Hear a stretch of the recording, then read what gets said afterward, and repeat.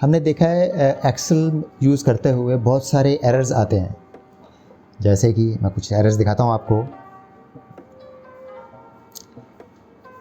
ये देखिए इस तरह के कुछ एरर्स हमारे एक्सेल में आते रहते हैं। बहुत बार हमें पता ही नहीं होता ये आया क्यों, और अगर आ भी गया तो हम एज़ इट इज़, जैसी ये रिपोर्ट आपको नज़र आ रही है, हम ऐसे ही आगे शेयर कर देते हैं। उनमें ये एरर्स लगे होते हैं जो कि अच्छा नहीं लगता। तो आज हम सीखेंगे इन एरर्स को अवॉइड कैसे किया जाए, और अगर एरर आ भी गए हैं तो हम जो रिपोर्ट भेजें उनमें ये एरर्स नज़र ना आए। तो दोस्तों जुड़े रहिए और याद रखिए ये मेरा सीख से सीखो चैनल है। आप प्लीज़ इसको यहाँ पर सब्सक्राइब ज़रूर करिए। इस तरह से सब्सक्राइब करने के बाद डोंट फॉरगेट कि आप इस बेल आइकन पे क्लिक करके ऑल कर दीजिए, सो दैट मेरे हर आने वाले वीडियो की नोटिफिकेशन आपको मिलती रहे। तो आओ सीखते हैं, सीख से सीखो कर।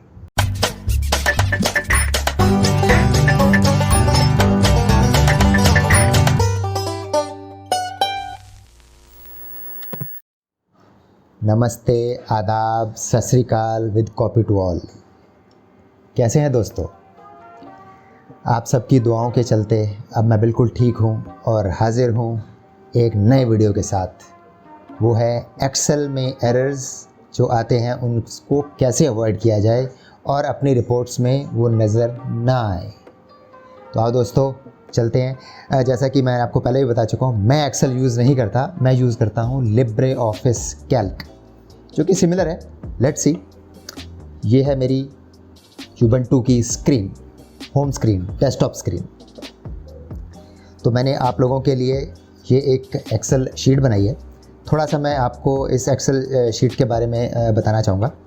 इसमें यहाँ पर मैंने 10 एम्प्लॉयज़ के नेम्स लिए हैं, ये आप देख पा रहे हैं। इन एम्प्लॉयज़ के नेम्स के आगे इनके मंथली टारगेट्स हैं, जो कि हर कंपनी में होता है। ये उनके अगले 3 महीने की परफॉर्मेंस है, जो उन्होंने परफॉर्म किया इस मंथली टारगेट के अगेंस्ट।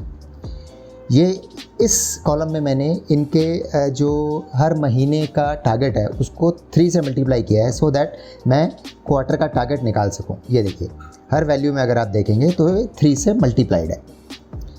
ये इनके क्वार्टर की अचीवमेंट है।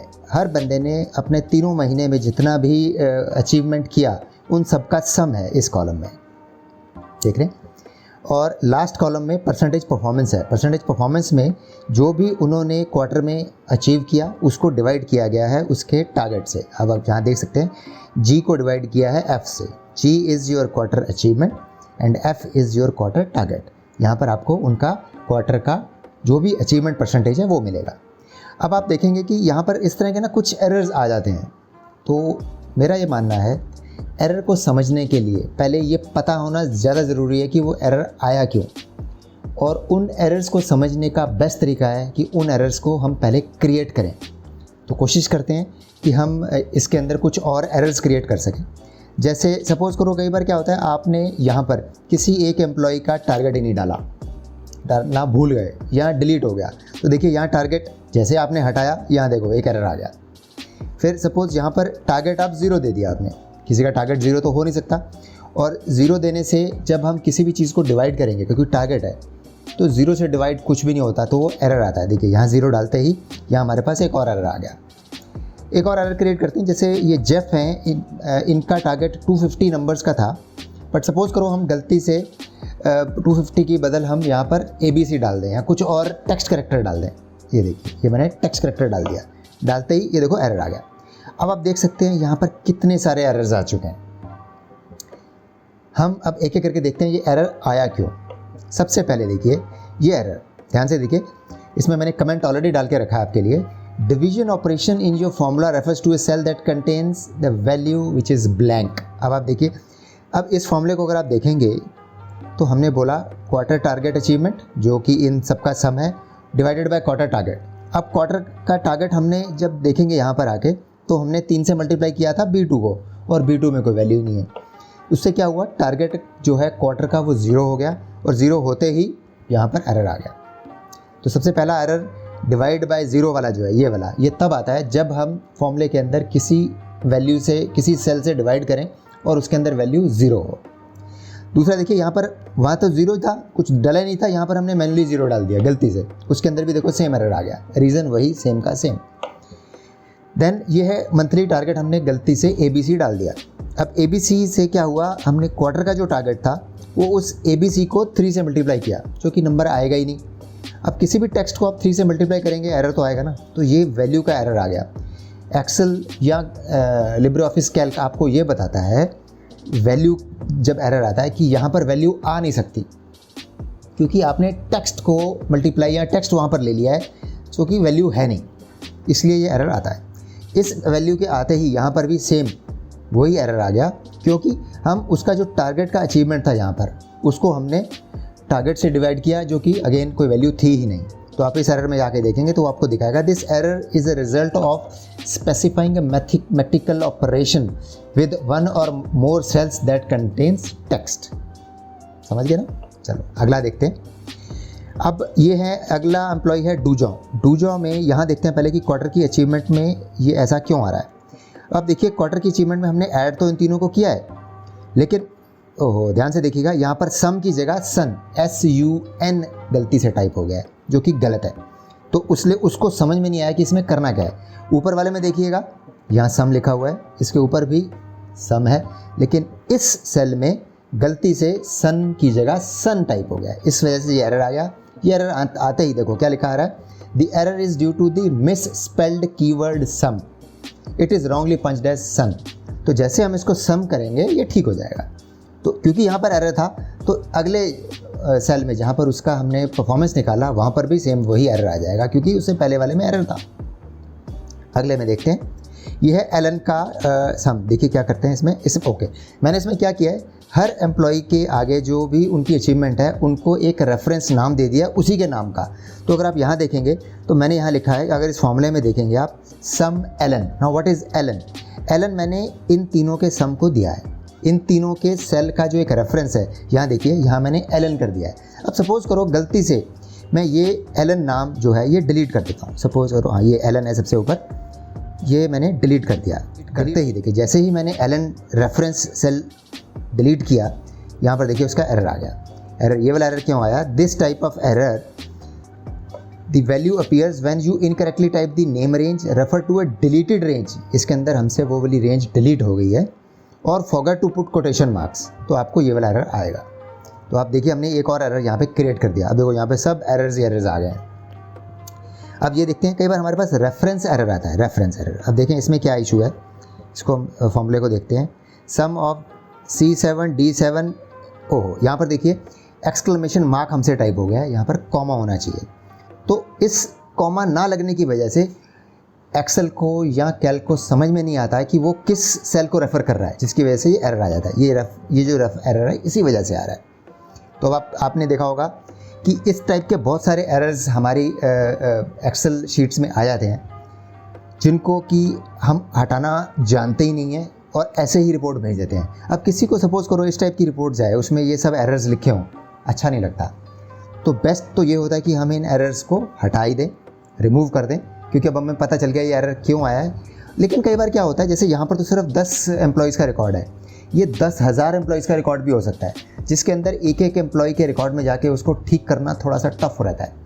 उस केस में हम कुछ फॉर्मूलोज़ की मदद से, फॉर्मूलेज हम ऐसे लगाएंगे उनकी मदद से हम वो एरर जो है वो हटा सकते हैं, और रिपोर्ट के अंदर वो एरर नज़र नहीं आता है। तो आज हम वही सीखेंगे, ठीक है। आओ देखते हैं। इन एरर्स को हटाने के लिए हम 2 फॉर्मूलेज उनका हम यूज़ करेंगे। कौन से फॉर्मूलेज हैं? यहाँ पर मैंने आपके लिए वो अलग से फॉर्मूले लिखे हैं। सबसे पहला फॉर्मूला है इज़ एरर। ये फॉर्मूला एक्सेल में भी होता है, ये कैल्क में भी होता है। इस फॉर्मूले का जो रीज़न है, जो यूज़ है, वो मैं बताता हूँ क्या है। इज़ एरर लिख के ब्रैकेट में हम कोई भी एक फॉर्मूला लिख देते हैं। अब वो फॉर्मूला अगर एरर देगा आपको तो इसकी वैल्यू जो है वो ट्रू हो जाएगी। मैं दोबारा रिपीट करता हूँ, कोई भी फॉर्मूला लगा हो उससे पहले इज़ एरर आप लगा लीजिए। इज़ एरर एक ऐसा इनबिल्ट फॉर्मूला है एक्सेल में या कैल्क में, जो उस फॉर्मूले को रन करता है और देखता है कि उसमें एरर तो नहीं है। अगर उसमें एरर आता है तो वो उसकी वैल्यू ट्रू कर देता है। देखिए यहाँ करके देखते हैं हम, थोड़ा सा इसको छोटा कर लेते हैं। ताकि यहाँ स्पेस बन जाए। हाँ जी, यहाँ पर मैं ऐसे लिख देता हूँ इज़ एरर।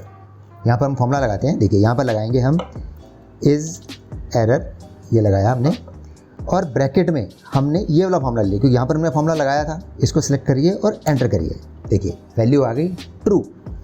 इसी को जब हम ड्रैग करके नीचे लाएं तो देखिए जहाँ भी एरर आया वहाँ पर उसने ट्रू ले लिया, और जहाँ भी एरर नहीं आया वहाँ पर उसने फॉल्स ले लिया। हम इस फॉर्मूला को यूज़ करेंगे। तो ये हमारा पहला फॉर्मूला है इज़ एरर फॉर्मूला। जैसे ही एरर आया उसने उसकी वैल्यू ट्रू कर दी, जैसे ही एरर नहीं आया उसने उसको फॉल्स कर दिया, इज़ एरर। ठीक है, इसके साथ हम दूसरा फॉर्मूला यूज़ करेंगे, वो है इफ़ फॉर्मूला को मैं थोड़ा सा आपको एक्सप्लेन करने की कोशिश करता हूँ। थोड़ा सा इसको ऊपर ले आते हैं। इफ़ फॉर्मूला जो होता है, इफ़ के आगे पहले हम एक कंडीशन लगाते हैं। उस कंडीशन की अगर रिजल्ट ट्रू होता है तो वो इसके आगे जो भी हम एक्शन यहाँ लिखेंगे, देखिए कॉमा लगा हुआ है, इफ़ ब्रैकेट में condition comma action for true comma action for false. तो जैसे ही ये वाली कंडीशन की रिजल्ट ट्रू होगा वो इसको एग्जीक्यूट कर देगा। अगर इसकी वैल्यू फॉल्स आएगी तो वो इस फॉल्स वाले एक्शन को इम्प्लीमेंट कर देगा, उसको एग्जीक्यूट कर देगा। इस चीज़ का हम यूज़ करेंगे। वापस आते हैं, थोड़ा सा इसको छोटा कर लेते हैं वापस। देखिए यहाँ पर मैं एक और फॉर्मूला आपको लगा के दिखाता हूँ। यहाँ पर लगाते हैं हम इफ़ फॉर्मूला लगाया। अब इसके बाद लगानी है हमने कंडीशन, यानी इस एरर वाले को हम यूज़ करेंगे। इसमें देखिए हमने बोल दिया कंडीशन, ये पहला आ गया इफ़ कंडीशन, तो उसने ये ले लिया। इसके बाद हम लेंगे कॉमा। अब अगर ये ट्रू है दैट मीन्स कि एरर है, तो हम यहाँ पर क्या लेंगे, हम लिख देंगे कि हम यहाँ पर कोई वैल्यू ही ना लें क्योंकि इसमें एरर है। हमने 2 इन्वर्टेड कॉमास लगा दिए और कॉमा लगाया। और इसके बाद अगर ये ट्रू नहीं है दैट मीन्स इसमें एरर नहीं है, तब हम क्या लेंगे, जो हमने फॉर्मूला इसमें लिया था वो हमने क्या लिया था, g डिवाइडेड बाय f। तो हम यहाँ ले लेंगे g2 डिवाइडेड बाय f2। देखिए ये हमने किया। अब देखिए कुछ नहीं हुआ।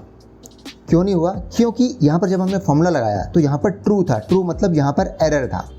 और हमने अभी इस फॉर्मूले में क्या लिखा, देखिए दोबारा से मैं दिखाता हूँ कि अगर एरर है तो वो इन्वर्टेड कॉमास के अंदर कुछ नहीं लिखा हमने, यानी कि ब्लैंक कर दे, तो उसने यहाँ पर ब्लैंक कर दिया। अब जब हम इस फॉर्मूले को नीचे ड्रैग करते हैं तो देखिए जहाँ पर भी ट्रू ट्रू ट्रू आया वहाँ पर उसने कोई वैल्यू नहीं ली, और जहाँ पर फॉल्स आया दैट मीन्स यहाँ पर कोई एरर नहीं है, उसने वही वाला फॉर्मूला लगा के यहाँ पर वैल्यू आपको दे दी। तो इन 2 फॉर्मूलोज़ को यूज़ करके हमने जितने भी एरर थे उनकी सारी वैल्यू, ये देखो ये वाली सारी वैल्यू हटा दी, उनकी ज़रूरत ही नहीं है। एक चीज़ और कर सकते हैं हम इसमें कि जहाँ पर हमने अभी ये ब्लैंक छोड़ा था, यहाँ पर हम कह सकते हैं कि आप वैल्यू जो है 0 ले लीजिए। सपोज मैं यहाँ ले लेता हूँ 0 और एंटर कर देता हूँ। देखिए जहाँ पर भी ट्रू आएगा, वैल्यू एरर ट्रू है, वहाँ पर देखिए इसने 0 ले लिया, कोई वैल्यू ही नहीं ली। और जहाँ पर भी फॉल्स था वहाँ पर उसकी एक्चुअल वैल्यू कैलकुलेट करके ले ली। अब ये थोड़ा सा आपको कन्फ्यूजिंग लग रहा होगा, इसको सारे को हम सिंगल शॉट में भी लिख सकते हैं। देखिएगा कैसे लिखते हैं। आइए यहाँ पर जो हमने ये लिखा है फॉर्मूला, इसी में हम चेंज करते हैं। ये देखिए इसको मैं पहले F2 करता हूँ।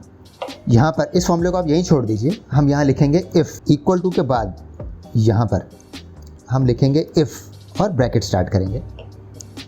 इफ़ के बाद हमने चेक करना है कि इसमें एरर तो नहीं है, तो फिर हम लगाएंगे फॉर्मूला इज़ एरर, फिर ब्रैकेट स्टार्ट करेंगे। और यहाँ पर हम चेक करेंगे कि हमने जो फॉर्मूला लगाया है उसमें एरर तो नहीं है। अभी हमने देखा हमने जो फॉर्मूला था वो हमने लिया g2 बाई f2 को हम दोबारा लिखेंगे g2 divided by f2 comma. अब देखिए इसने क्या किया, इज़ एरर पहले चेक करेगा g2 बाई f2 में एरर तो नहीं है। अगर एरर है तो अगली कंडीशन जो होगी हम यहाँ लिख देंगे 0 कि यहाँ पर वैल्यू 0 ले ले, फिर लगाएंगे कॉमा, फिर कंडीशन फॉल्स वाली चेक करेगा कि इसमें एरर नहीं है। अगर तो फिर से वो g2 बाई f2 को वो कैलकुलेट कर ले। और यहाँ पर हम इसको ब्रैकेट को यहाँ बंद करना था और फिर यहाँ पर आके इस ब्रैकेट को क्लोज करके एंटर मारेंगे। That's it. एक बार दोबारा देखिएगा formula, if is error g2 by f2, तो उसने क्या किया, g2 बाई f2 को कैलकुलेट किया, चेक किया कि इसमें एरर तो नहीं है। अगर इसकी कंडीशन ट्रू है यानी कि एरर है, तो इफ़ स्टेटमेंट इसको बोलेगा कि इसकी वैल्यू आप 0 ले लो क्योंकि इसमें एरर है। अगर एरर नहीं है तो वो बोलेगा कि इसकी वैल्यू आप G2/F2 ही ले लो और यहाँ पे एंटर मार दो। जब हम इस फॉर्मूला को यहाँ ऐसे पुल करके लाएंगे तो देखिए सारे एरर जो हैं वो हट गए। जहाँ पर भी एरर आया वहाँ पर उसने 0 ले लिया, जहाँ पर एरर नहीं आया उसने ये ले लिया। अब हमें इन 2 कॉलम्स की ज़रूरत नहीं है। अब सपोज़ करो मेरे को ये ठीक करना है, तो यहाँ पर इसका टारगेट था 350, सॉरी इसका 250 था टारगेट इसका। 250 करते ही देखिए इतना आ गया। इसका टारगेट 350 था। ये देखिए जहाँ जहाँ 0 आ रहा था क्योंकि वहाँ पर एरर आ रहा था, एरर भी हटते जा रहे हैं और ये चीज़ें ऑटोमेटिकली वैल्यू सही लेता जा रहा है। अब यहाँ ABC ले लिया, इसका टारगेट था 400। देखिए 400 डालते ही ये आ गया, ठीक हो गया। अब यहाँ पर देखिए हमारा एरर क्यों आ रहा है, हमने सन लिया हुआ है गलती से सन, तो हम इस सन की जगह इसको करेक्ट कर देंगे सम लेके एंटर करेंगे। देखिए ये भी ठीक हो गया। अच्छा यहाँ पर हमने क्या लिया था, एलन। ओके हमने यहाँ पर एलन डिफाइन किया था, तो हम दोबारा से यहाँ जाएंगे, एलन की तीनों वैल्यूज़ को लेंगे और इसका नाम एलन दे देंगे। देखिए एलन नाम देते ही ये वाला एरर भी हट गया और यहाँ पर वैल्यूज़ भी देखो ठीक होके आ गई। यहाँ पर हमारे से क्या एरर हुआ था देखिए, ओके यहाँ पर कॉमे की बदल हमने एक्सक्लेमेशन मार्क लगा दिया था, तो हमने यहाँ पे लगा के एंटर मारा। ये देखिए सारे फॉर्मूलेज, हमने कोई चीज़ चेंज नहीं करी, ये फॉर्मूला एज इट इज़ ही रहा। बट जहाँ जहाँ एरर था वो हमने एरर हटाया। ऑटोमेटिकली इफ़ स्टेटमेंट ने उसका इज़ एरर लगाया, उसको चेक किया, अगर एरर है तो उसको 0 लगा दिया, अगर एरर नहीं है तो उसको कैलकुलेट कर दिया। अब आप सपोज़ अपने सारे फॉर्मूलेज के अंदर ये वाला फॉर्मूला जो हमने इज़ एरर लगा के, देखिए इफ़ इज़ एरर ऐसे करके लगाया है, ये आप पहले ही लगा देंगे। अगर तो कहीं गलती होगी आपसे इन सारी वैल्यूज़ में, तो वो ऑटोमेटिकली उसकी वैल्यू 0 कर देगा ताकि रिपोर्ट में वो गंदा ना लगे, भद्दा ना लगे। और अगर वो वैल्यू ठीक है तो उसको करेक्ट कैलकुलेट करके आपको दिखा देगा। तो देखा आपने, इन 2 छोटे छोटे फॉर्मूलेज की मदद से हम अपनी रिपोर्ट्स को कितना अच्छे तरीके से, बढ़िया तरीके से प्रेजेंट कर सकते हैं। किसी को भी आप ऐसा रिपोर्ट भेजेंगे जिसमें कोई एरर नहीं होगा तो अच्छा लगेगा ना देखने में। सो दोस्तों इस इफ़ और इस एरर को यूज़ करिए। कहीं भी यूज़ करने में कोई भी इशू आता है तो आप मुझे कमेंट्स में ज़रूर लिखिए, मैं आपकी हेल्प करूँगा। और हाँ, मेरा चैनल सब्सक्राइब ज़रूर करिएगा। मेरे चैनल का नाम है सिख से सीखो, उसको सब्सक्राइब करिए, बेल आइकन को क्लिक करिए सो दैट मेरे अगले वीडियो के नोटिफिकेशन आप तक पहुँच जाए। आप मुझे ज़्यादा से ज़्यादा कमेंट करिएगा, मैं आपकी हेल्प करूँगा। सो दोस्तों जल्दी ही मिलते हैं अगले वीडियो में सिख से सीखो पर।